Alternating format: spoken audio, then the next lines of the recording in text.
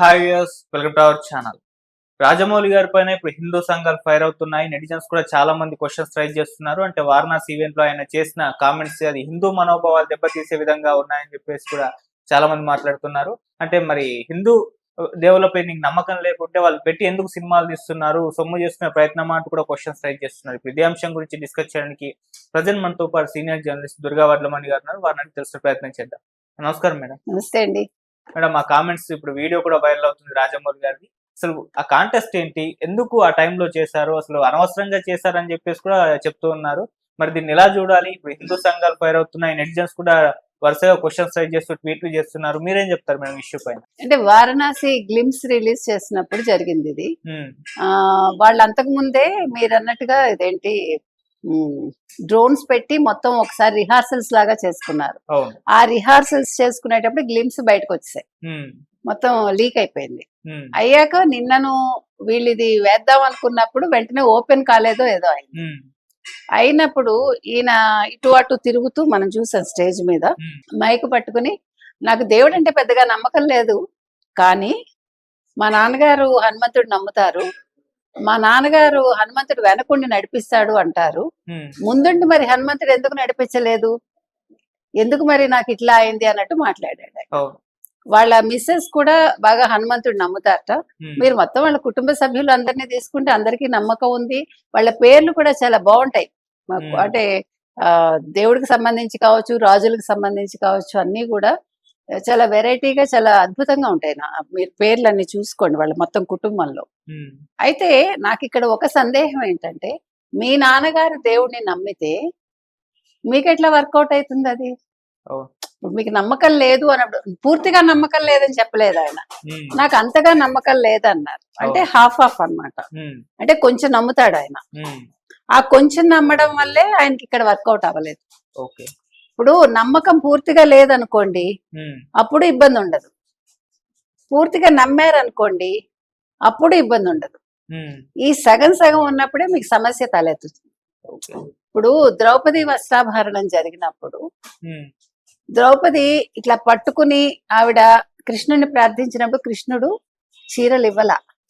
ఆవిడ ఎప్పుడైతే చేతులు పైకెత్తి హే కృష్ణ అంటే ఇది మర్చిపోయి ఆవిడ కృష్ణుడి మీద మనసు లగ్నం చేసి ప్రార్థించగానే ఆయన చీరలు ఇచ్చాడు. మీకు ఇప్పుడు అర్థమైంది కదా కాంటెక్స్ట్ ఏంటి నేను చెప్పింది అనేది. సో ఇప్పుడు మీకు చూడండి, కావాలంటే దేవుడు కూడా పూర్తిగా నమ్మని వాళ్ళని ఇబ్బంది పెట్టాడు, పూర్తిగా నమ్మే వాళ్ళని ఇబ్బంది పెట్టాడు, అరకొరగా నమ్మే వాళ్ళని ఇబ్బంది పెడతాడు. అందుకని ఇక్కడ లోపం ఎవరిది? హనుమంతుడిదా? హనుమంతుడు తప్పు చేశాడా? అసలు హనుమంతుడు ఎందుకు తీసుకొచ్చారు మీరు వారణాసి అని పేరు పెట్టారు. వారణాసి ఎవరిది? శివుడిది. మీరు రాముడి క్యారెక్టర్ తీసుకొచ్చారు. ఇక్కడ రాముడి క్యారెక్టర్ తీసుకొచ్చినప్పుడు మీకు ఒక మాట చూపిస్తా, ఒకటి ఇది వైరల్ అవుతోంది. ఇది కూడా రాజమౌళి గారు పెట్టిన ట్వీటే. ఇందులో ఒక వ్యక్తి తరుణ్ అని, తరుణ్ అతని పేరు, అతను ఎప్పుడో 2011లో ఒక ట్వీట్ చేశారు. అదేంటి, శ్రీరామనవమి రోజు wish you a hearty Sriram Navami, let our face beam with smile at the time by chanting the name of Lord Ram. దానికి ఈయన ఏం పెట్టారు? Thank you but I never like Lord Ram, Lord Krishna is my favourite. So ఇందాక అరకొర అనుకున్నది ఇక్కడ వర్తించిందా? సగం భక్తి ఇక్కడ ఉంది కదా. రాముడు అంటే భక్తి లేదు, కృష్ణుడు అంటే భక్తి ఉంది, కొద్దిగా గొప్ప ఇష్టం ఉంది అంటేనే భక్తి ఉందని కదా. అబ్బాయి ఏం పెట్టారు? తరుణ్ అనే అతను 2011లో మనం రాముడి నామం జపించేటప్పుడు మన మొహంలో ఒక కాంతి పుంజం రావాలి అంటే, చూడండి, మందస్మిత వదనం అంటాం మనం. మనకు తెలియకుండానే మన మొహంలో, మన కళ్ళల్లో కావచ్చు, మనకి ఒక నవ్వు వస్తుంది, ఒక ఆనందంతో కూడిన నవ్వు. అది దరహాసం అంటాం. అది రావాలి అని కోరుకున్నాడు. నాకు అసలు రాముడే ఇష్టం ఉండదు. మరి రాముడి ఇష్టం లేకపోతే, నేను అందుకని ఈ ప్రస్తావన తెచ్చానండి, రాముడి ఇష్టం లేకపోతే మహేష్ బాబుని రాముడిగా చూసినప్పుడు నాకు ఒళ్ళు పులకరించింది అని మీరు ఎందుకన్నారు? Goose bumps వచ్చాయన్నారు. రాకూడదు. మీరు ఒక మనిషి ఇష్టం లేదనుకోండి, అనుకుందాం, మనకేమవుతుంది? కోపం, చికాకు, అసహ్యం, ఛీ అనుకుంటాం. అనుకుంటామా? లేకపోతే మొహం పక్కకి తిప్పుకుంటాం. కానీ మీ క్యారెక్టర్ అది. మీరు మలిచారు ఆ హీరోని, రాముడి కింద మీరు మలిచారు మీ సినిమాలో. అవును. How it is possible? ఎలా కుదురుతుంది? అంటే మీరు చెప్పింది అబద్ధమైనా అవ్వాలి, లేదు మీరు అవకాశవాదైనా అవ్వాలి. అంతే. మీ సినిమాలకు అనుగుణంగా మీరు ఎలాగైనా మారుతూ ఉంటారా? ఇప్పుడు మనం ఏం చేసినా కూడా మనసు పెట్టి చేయాలి. ఇప్పుడు మీకు బాపు గారు సినిమాలు తీస్తారు. బాపు గారి సినిమాలు ఎక్కువ శాతం మీరు చూసుకోండి, ఇదర్ రామాయణం ఆర్ మహాభారతం. అవును. లాస్ట్ సినిమా వరకు కూడా శ్రీరామరాజు. ఏదైనా మీరు తీసుకోండి. శ్రీరామరాజ్యానికి ముందు వచ్చిన సాంఘిక చిత్రాలు కూడా రామాయణం బేస్ ఉంటుంది, మన ఊరి పాండవులు భారతం బేస్. మీరు ఎన్ని వందల సంవత్సరాలైనా మీ సినిమాలన్నీ కూడా భారత రామాయణాలు లేకుండా, భారత రామాయణాల్లోని పాత్రలు లేకుండా మీ సినిమాలు ఉండవు. హిందీలో కావచ్చు, తెలుగులో కావచ్చు, ఎందులో కావచ్చు, మీరు కావాలంటే వెరిఫై చేసుకోండి. మీరు ఒక క్యారెక్టర్ని ఒక నెగిటివ్గా చూపించినప్పుడు రావణుడిగా పోలిస్తారు. మీరు బాగా ఉన్నప్పుడు సుగుణాల రాముడి కింద పోలిస్తారు, సుగుణాభిరాముడు అంటారు. మీరు తెలుసో తెలియకో అది జరిగి తీరుతుంది అక్కడ.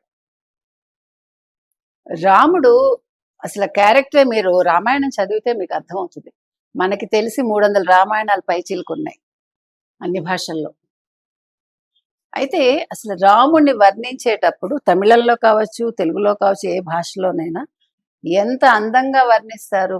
మీరు ఇది సంపూర్ణ రామాయణం చూడండి, ఆయన ముంగురులు ఇలా అలకలల్లలాడగా అంటాడు కదా, అసలు మీకు అది అలా మీ కళ్ళ ముందు ఆ రూపం వచ్చేస్తుంది మీకు. రాముడిలో ఇంకోటి ఏంటంటే ప్రత్యేకత, ఆయన కొంచెం సున్నితత్వం ఉంటుంది ఆయన శరీర తీరులో, దారుఢ్యం అంటాం కదా. అది శివుడు బలాఢ్యుడు, మీరు చూసుకోండి.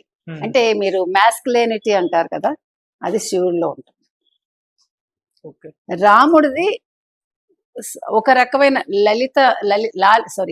రాముడిది లాలిత్యంతో కూడిన అందం, శివుడిది అట్లా ఉంటుంది.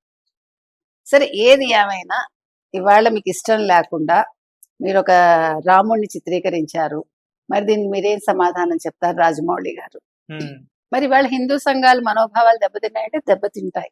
నమ్మకం లేనప్పుడు మనిషి ఆ పని చెయ్యకూడదు. ఇప్పుడు మీరు నమ్మకం లేకుండా గుడికి వెళ్తారా?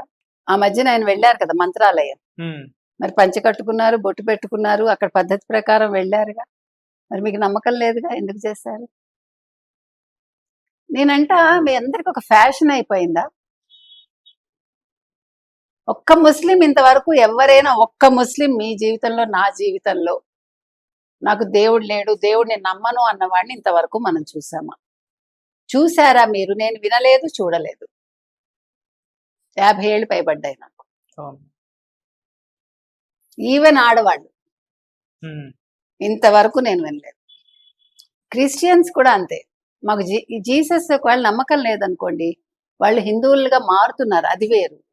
కానీ ఎప్పుడు కించపరచగా మీరు వినుంటారు.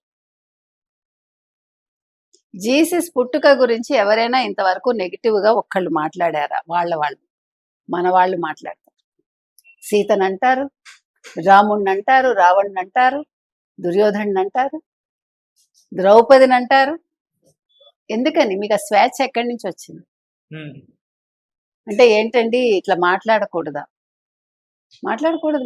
ఎందుకు మాట్లాడతారు మీరు? మీరు ఒక దాన్ని వద్దనుకుని దాని మీద సినిమాలు తీసి, నేను అంటుంది అది నమ్మకం లేనప్పుడు ఆ పని చేయకూడదు. మీరు సినిమాలు తీస్తారు, డబ్బులు సంపాదించుకుంటారు, ఒక మతాన్ని అడ్డు పెట్టుకుని, లేకపోతే ఒక మతానికి సంబంధించిన పురాణ ఇతిహాసాలను నమ్ముకుని సినిమాలు తీసి, మళ్ళా మీరు ఆ సినిమా రిలీజ్కి ముందు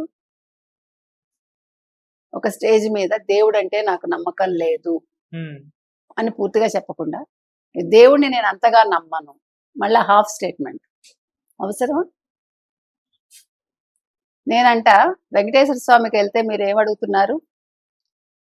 హిందూ మతం కాని వాళ్ళు మీకు నమ్మకం ఉంటేనే రండి, అఫిడవిట్ లో సంతకం పెట్టండి అని చెప్తున్నారు కదా.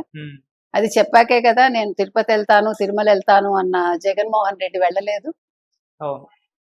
పురాణ ఇతిహాసాలకు కూడా మీరు అఫిడవిట్లు రెడీ చేయండి. ఇంక మీదట ఎవరు సినిమా తీయాలన్నా, హిందూ మతానికి సంబంధించిన ఏ సినిమా చేయాలన్నా, హిందూ పురాణాలు కావచ్చు, ఇతిహాసాలు కావచ్చు, ఈవెన్ క్యారెక్టర్స్ వేసేవాళ్ళు కూడా మాకు హిందూ మతంలో నమ్మకం ఉందంటేనే చెయ్యండి, లేకపోతే చేయకండి. డబ్బుల కోసం చేసేసి సగం సగం చేయొద్దు. ఓకే, ఖచ్చితంగా ఇది మాత్రం లేదు, దీని మీద కోర్టుకు వెళ్ళాలి. ఇది నేను రాజమౌళి గారి కోసం చెప్పట్లా, ఒక హిందువుగా నేను చెప్తున్నా. నేను హిందువు, నాకేం సిగ్గులేదు చెప్పుకోవటానికి. ఎందుకంటే నేనెందుకు భయపడాలి? నేను మిమ్మల్ని కించపరిస్తే నేను భయపడాలి? నేను ఏ మతాన్ని కించపరచను. ప్రతి మతానికి మనం గౌరవం ఇస్తాం కదా, అలాగే హిందూ మతానికి కూడా మీరు గౌరవం ఇవ్వండి. మీరు ఆ గౌరవం ఉంచుకున్నప్పుడే సినిమాలు తీయండి. లేదు నేను క్రిటిసైజ్ చేస్తాను, నేను మళ్ళా సినిమాలు తీస్తాను. ఇప్పుడు ఇది హీరోలో లేకపోతే క్యారెక్టర్ ఆర్టిస్ట్ లో వాళ్ళు చేస్తున్న పనులు అవే కదా. అందుకని ఇప్పుడు ప్రతి వాళ్ళు కూడా సినిమాలు, పౌరాణిక సినిమాలు తీసేటప్పుడు రామారావు గారు కావచ్చు, రాఘవేంద్రరావు గారు కావచ్చు, ఎవరైనా సరే వాళ్ళు ఎంత క్రమశిక్షణతోటి, వాళ్ళు నియమ నిష్టలతోటి సినిమాలు చేశారండి, తీశారండి. కింద పడుకుని నేల మీద చాపేసుకునో నేల మీద పడుకుని మధ్య మాంసాలు ముట్టుకోకుండా, అంటే ఆ క్యారెక్టర్ని మీరు ఆవాహన చేసుకోవాలి. గుర్తుపెట్టుకోండి, మనం దేవుడికి పూజించేటప్పుడు ఆవాహన చేస్తాం కదా, దేవుని అక్కడికి రప్పిస్తాం. ఇప్పుడు మీరు ఒక విగ్రహం తయారు చేస్తారండి, నేను విగ్రహం తయారు చేశాను కదా, నేను గొప్పవాడిని కదా అని మీరు అడగచ్చు. అది మీరు విగ్రహం చేసినప్పుడు అది విగ్రహమే, దానికి ప్రాణ ప్రతిష్ఠ జరిగాక, ఆవాహన చేశాక అది దేవుడైతే. మీకు అర్థమైందా? మీరు సినిమా తీసేటప్పుడు కూడా మీరు ఆవాహన చేసుకోవాలి. మిమ్మల్ని మీరు పరకాయ ప్రవేశం చేసుకోవాలి ఆ క్యారెక్టర్లోకో, లేకపోతే ఆ రామాయణంలోకో మహాభారతంలోకో చేసుకున్నప్పుడే మీకు అక్కడ మీరు దాన్ని సవ్యంగా తీయగలుగుతారు. అది లేనప్పుడు అది సినిమా కాదు. ఆయన చెప్పినట్టుగా నేను దేవుణ్ణి అంతగా నమ్మను అన్నట్టుగానే ఉంటుంది. Right madam, thank you so much. Thank you.